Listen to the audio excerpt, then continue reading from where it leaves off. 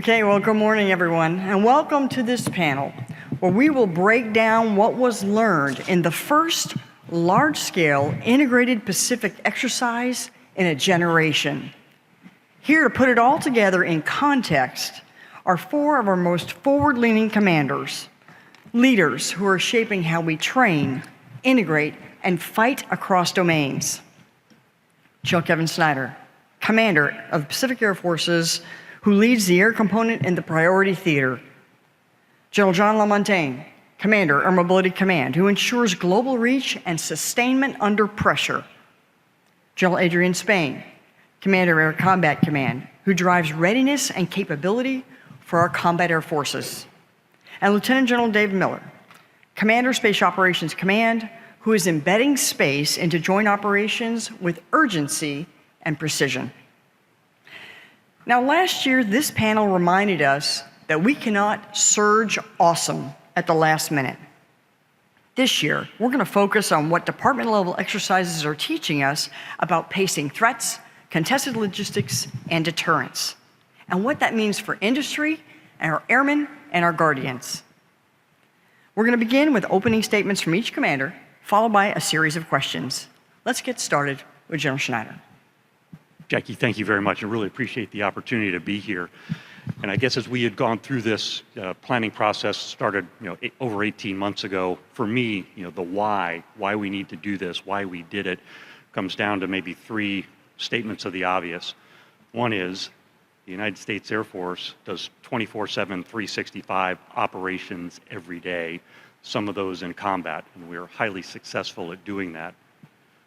Second, in the combat air forces and the fighter force, when we do our training exercises, we tend to focus at the tactical level, and we hone those tactical skills over a period of time, 1 to 2 weeks. And again, we are very effective at doing that. When we look at some of the higher headquarters exercises that we do for the components going back up to combatant commands, those tend to be at command post level. We don't have fielded forces usually participating in them. So the ability to pull all three of those things together, higher headquarters exercises all the way down to the lowest airman in the field, to have the command control communications all the way through those levels of echelons of command, to focus on operational level campaigning over a longer duration, to have issues with protraction that stress our logistics and sustainment, were really the keys for me as we looked at it from a PACAF perspective. It was a big lift. Sorry to take Johnny's tagline there, but it was highly successful, and I believe well worth the investment from the United States Air Force and the Department of the Air Force to continue to pursue things like this.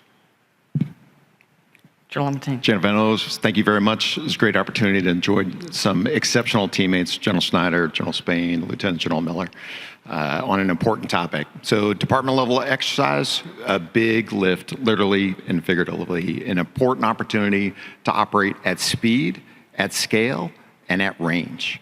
So at speed, Air Mobility Command worked really hard to get forces into theater in a hurry. C-17s did that with some max endurance operations on some really long days. We used some new equipment with some external fuel tanks new to the C-130J that enabled them to have another 17,000 pounds, 18,000 pounds of fuel, another 4 hours. So C-130s could go from Dias to Hawaii in one flight, and then from Hawaii into Guam in one more flight over the course of about a day and a half, getting into theater very, very quickly in order to support General Schneider on his timing and tempo for what was needed. At scale, so 400 aircraft, 15,000 airmen, 50 different locations, takes a lot of work to make that happen. And then finally, at range, it's one thing to do that within the continental United States, another thing entirely to do that around the world. I would submit our United States Air Force is the only Air Force on the planet that can project forces at that speed, at that scale, and that range. And so we don't get a lot of opportunities to do that every day. If you look at what we did on Midnight Hammer, that was effectively, one combat pulse. This enabled us the opportunity to practice it week after week over the course of about a 6-week period to make our Air Force a lot stronger. Great, thanks. General Spain.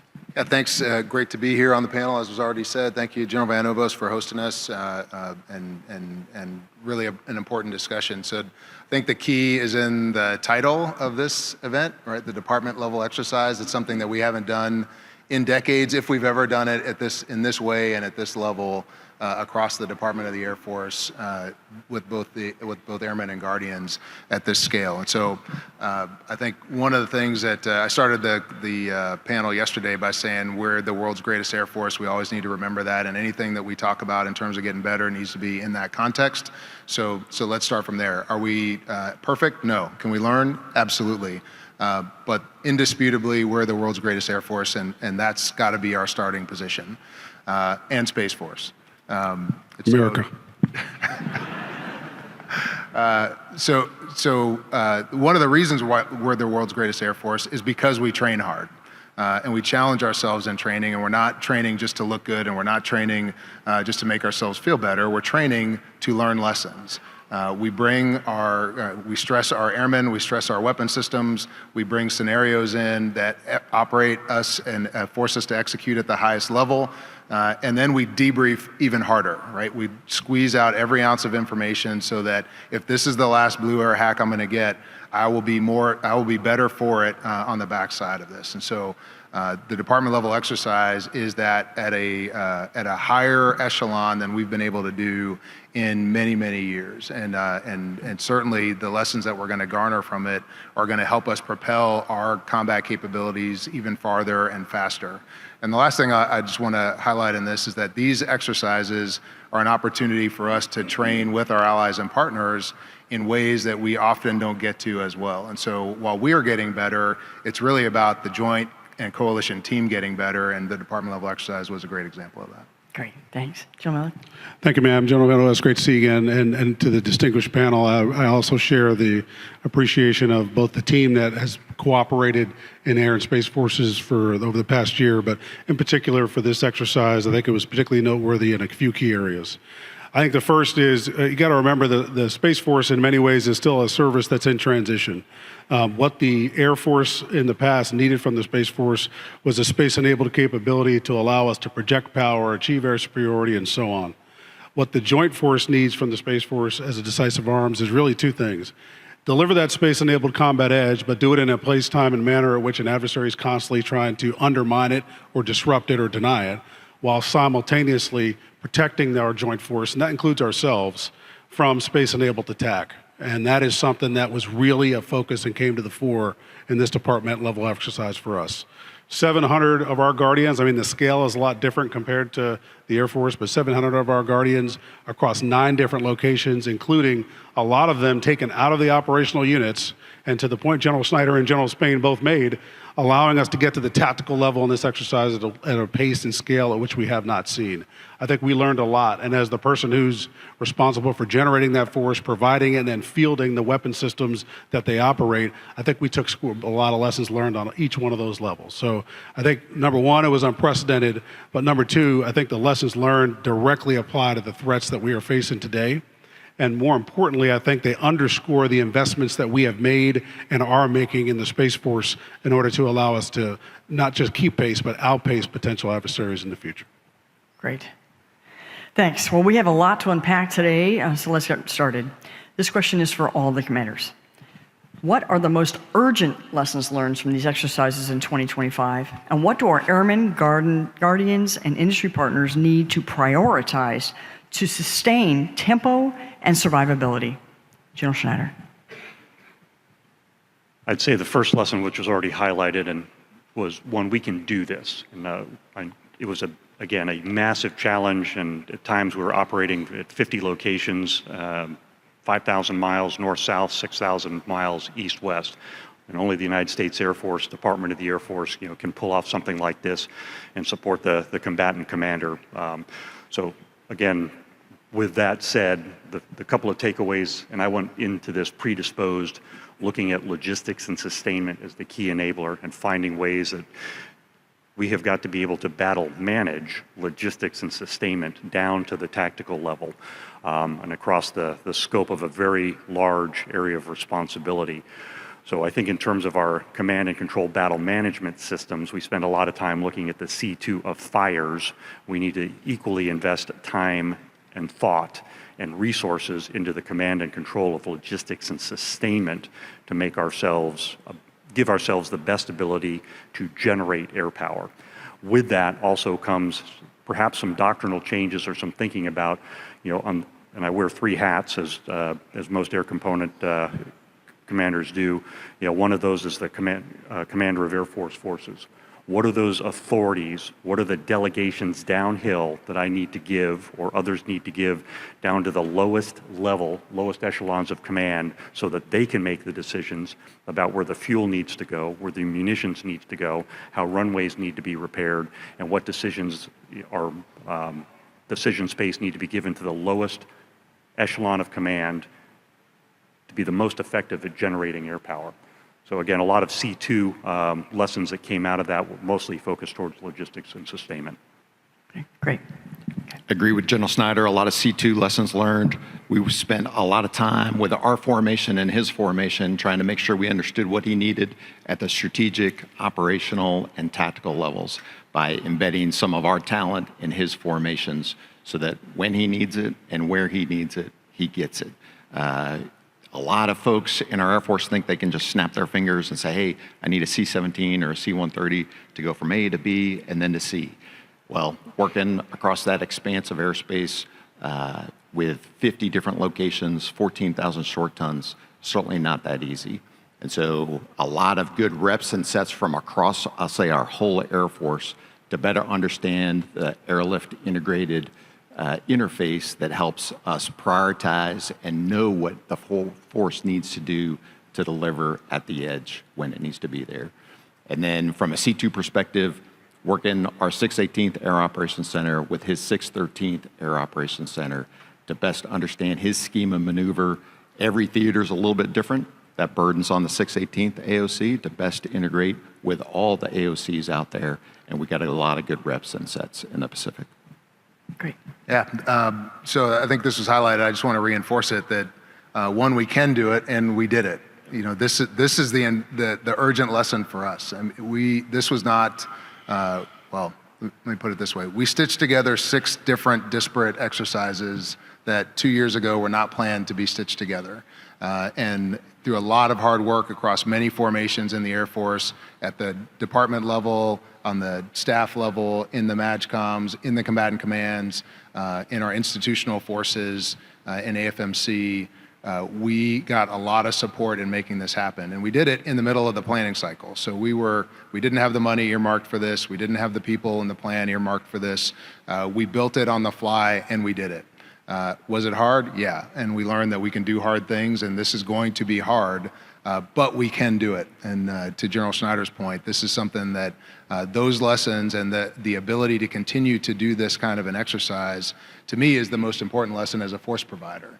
We have to continue to provide this venue and bring these events together in ways that stress our force for large-scale employment in ways that we haven't done in a very long time. And the sets and reps required to get proficient in this only come with doing it. There's no real other way to simulate it. The synthetic environment is great, but you can't work at this scale with live humans to get the skill sets required to be successful in the environment. And frankly, we trained, often we focus on the flying portion of these scenarios, and we focused a lot on the ground portions of our scenarios this time. We brought formations in that are going to fight under contact, and they learned how to do that underneath an operational C2 structure that will be the operational C2 structure that they're going to use. And so bringing them into that environment, making them respond under contact, generating air power while under attack are all lessons that are invaluable for the force, and we just have to continue to do this over time. That's great. Yeah, man, I think I'll group it into 3 things. The first I would say is one of the things we learned is it's really okay to expect the most out of people. Our Guardians and the airmen that are in our formations, we had never taken that much capability and personnel out of operational formations to support at the tactical level across so many different locations before. So, and they were, whether it was NCOs, lieutenants, or captains, leading echelons of command that we had previously reserved to field grade officers, they performed superbly. I think the second piece is it really validated the necessity of our new force generation model, where we carve out time dedicated to the specific training, tactics development, integration, and ultimately training and exercising evolutions that we need. We had this, as you guys know, this is something we have just done in the last couple of years. It validated our approach, but it also dialed in our approach. There's a level of frequency, both in pace as well as the scale, and then there's a complexity component that we're going to iterate into, or what we're calling Space Force Generation 2.0 next year, directly as a result of this. And I would say the final thing is it really, in some senses, validated and refined the concepts, the employment concepts we're operating with. We had not operated with a simulated and, in some sense, live electromagnetic warfare force in this exercise. We had not done that previously. It validated for us the capacity we need to do that remotely and distributed from multiple locations. What it needs to refine is we didn't have, prior to this exercise, integrated fires elements from our EW teams embedded in the operations centers. Those are things that we pushed out this for the first time, took risk in some of our formations and did.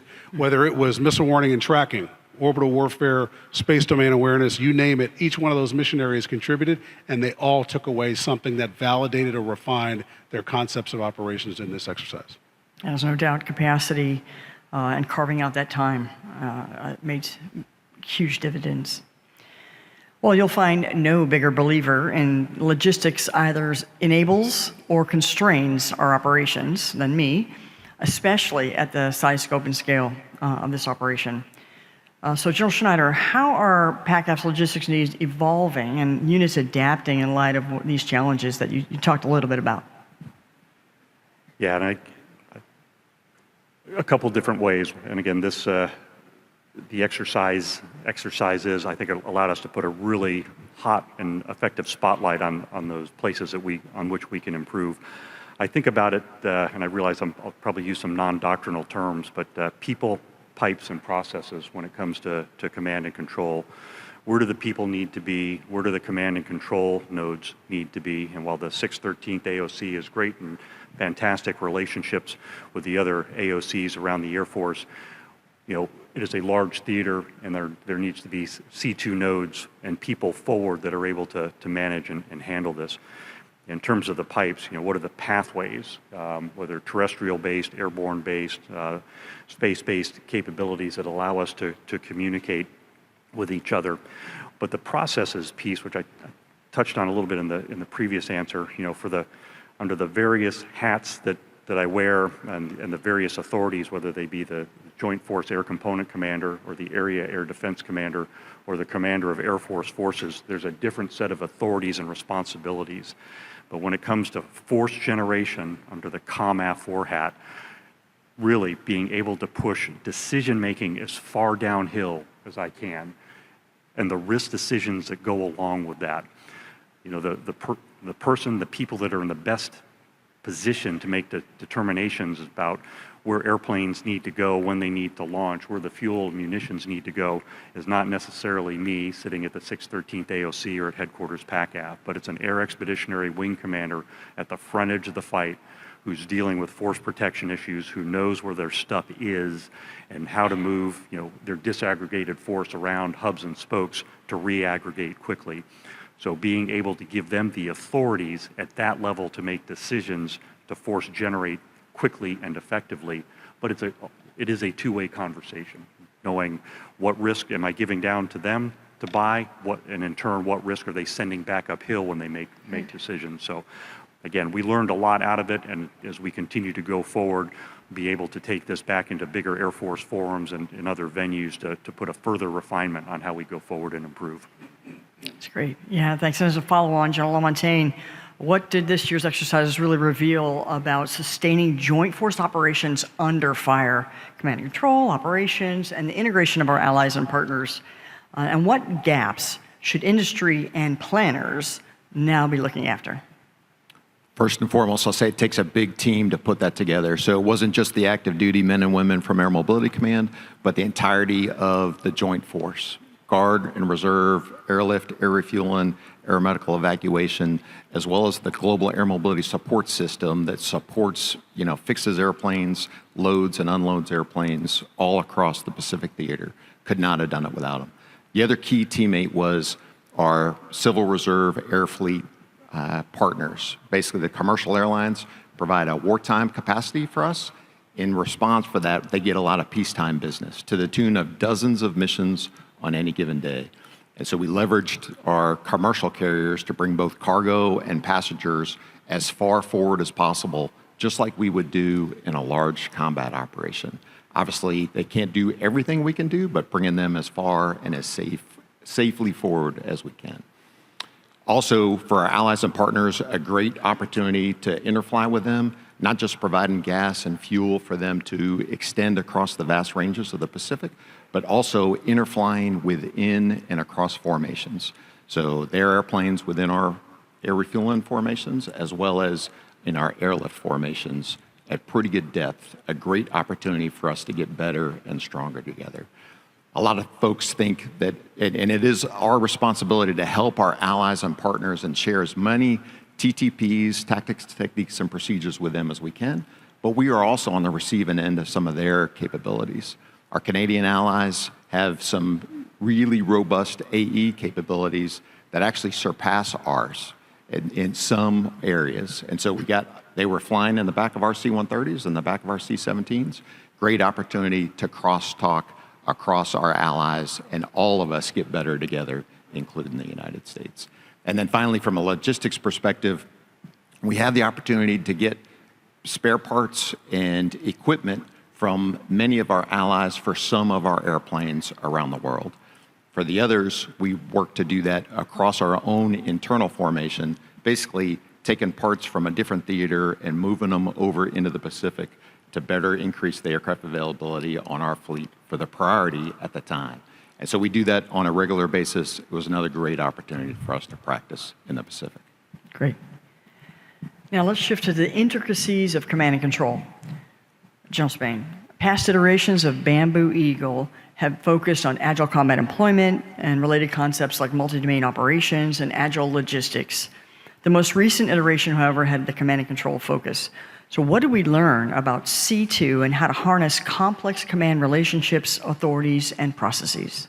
Yeah, thanks for the question. I would like to highlight that Bamboo Eagle still focused on agile combat employment, contested logistics, base under attack, base resilience, and pulsed operations. In addition to the C2 that the opportunity of pairing with RE4PAC really gave us to operate under a command and control construct where the CFAC was actually involved, not role played by an 06 commander who is local, and that's the main difference. So our Bamboo Eagle exercise is typically a distributed exercise operated under an ACE architecture, an agile combat employment architecture that is forced to generate air power while under attack from a distributed location and generate a pulse that comes together and get to a tactical outcome. Usually it's generated from California and Nevada to an airspace over the California coast, or around the California coast. This time we were able to, from the distributed forces posture in the Pacific, all across the Pacific, come backwards from west to east and launch out of Hawaii, which is significantly longer than launching out of California to get to the coast of California, and command and control that force to still generate a pulse, which is more reflective of the distances and the scale of a particular of a kind of fight that may occur in that AOR. And so the things we learned are, hey, some of this stuff takes time to develop. Things we learned are some of this alignment of resources and logistics and weapons and fuel is harder to maneuver under duress real time when we're talking about those kinds of distances. But the ability to do that with a CFAC calling balls and strikes, frankly, and prioritizing where our energy and resources need to go was really the major lesson learned for us. So things that we need to improve upon, certainly the robustness of the connectivity, the ability to delegate authorities, as was already mentioned, to the appropriate level of responsibility and accountability, and then continuing to reinforce and foster the mindset that for a period of time, you will be operating under mission command and commander's intent.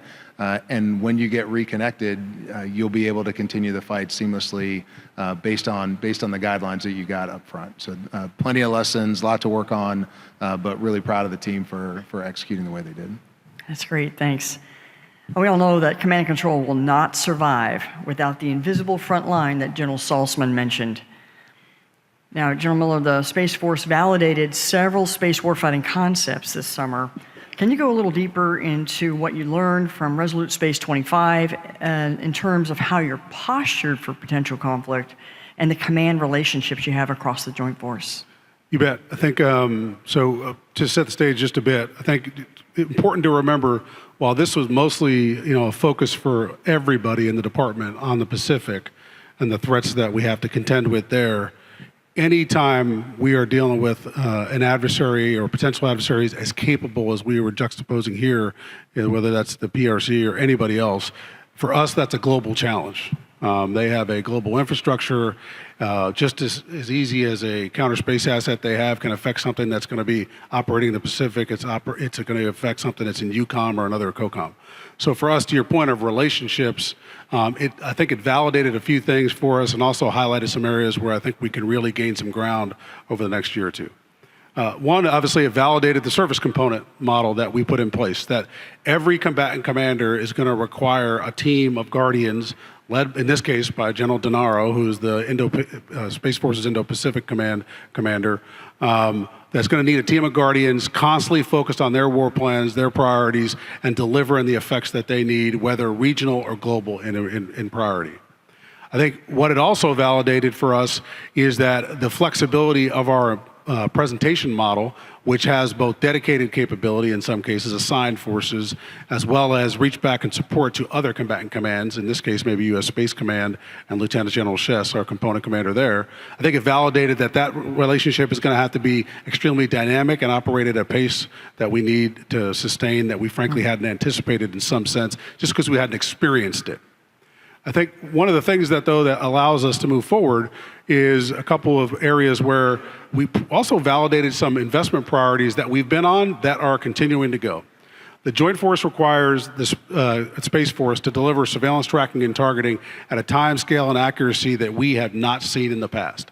And those investments were validated to a large extent. Now, the concepts of how we are going to provide targeting support, target identification, as well as broad surveillance indications and warning. Those are things we're going to work out as we field those systems. But I think we validate, hey, those were great investments. We just need to have more of it.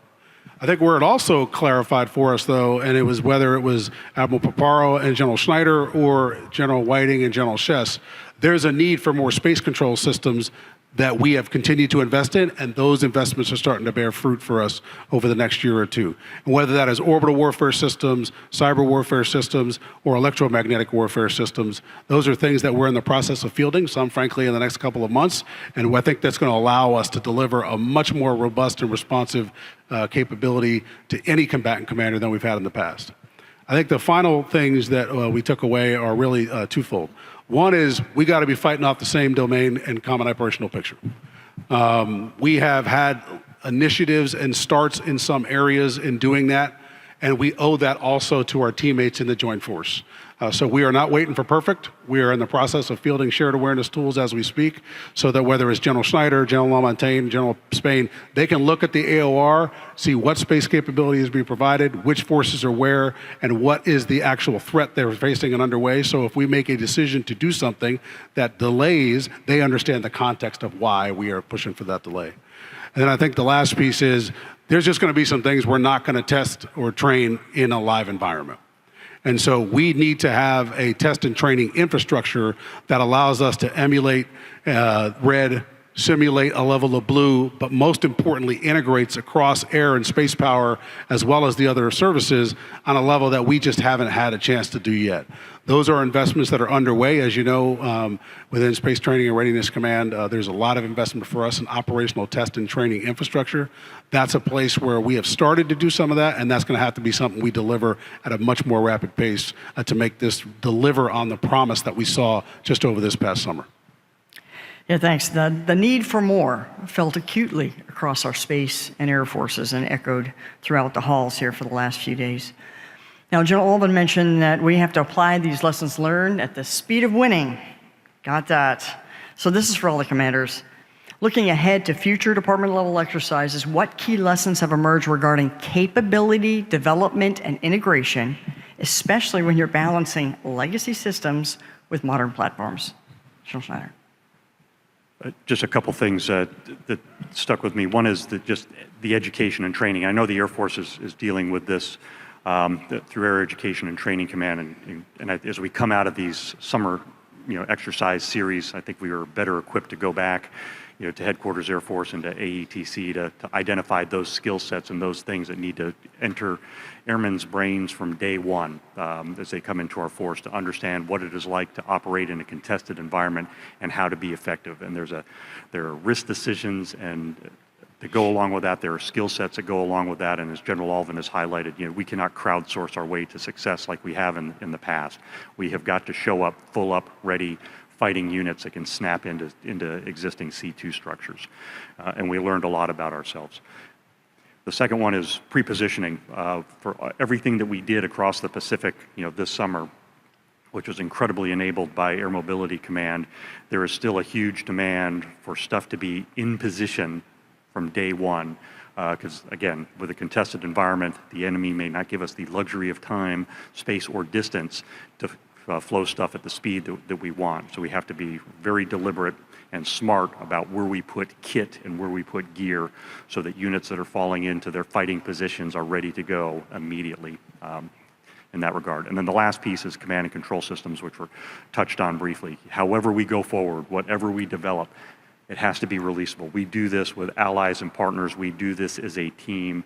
We cannot build a U.S.-only system and then try to snap on a releasable enclave at the end of it. And the second, I guess the other piece of that is whatever our data systems are, in terms of C2, it has to be able to go forward. It has to be able to go backwards. We have to be flexible and agile in our C2 systems, that if I need to push authorities downhill or forward into a theater to a lower echelon of command because there are things that are contesting us at HICM, then I need the flexibility to do that. Or if there are pieces that need to go backwards or to other parts of other AOCs, then we need the flexibility to be able to do that as well. Thanks. Thanks.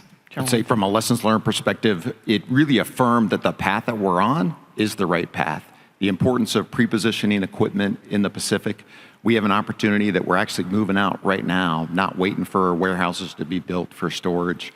Moving basically, 10K loaders, 25K loaders, 10K forklifts, tow vehicles, and a whole bunch of age equipment, aircraft ground equipment to support the forces in the Pacific in the event that we get into conflict, but we're going to plan on using it every day. So taking hundreds of pieces of equipment out of Air Mobility Command, putting it with our team, the Air Mobility Operations Wing in the Pacific, moving that stuff right now, not waiting for a crisis, but allowing our team to get reps and sets and to use that equipment each and every day in support of General Schneider. And the other one is connectivity.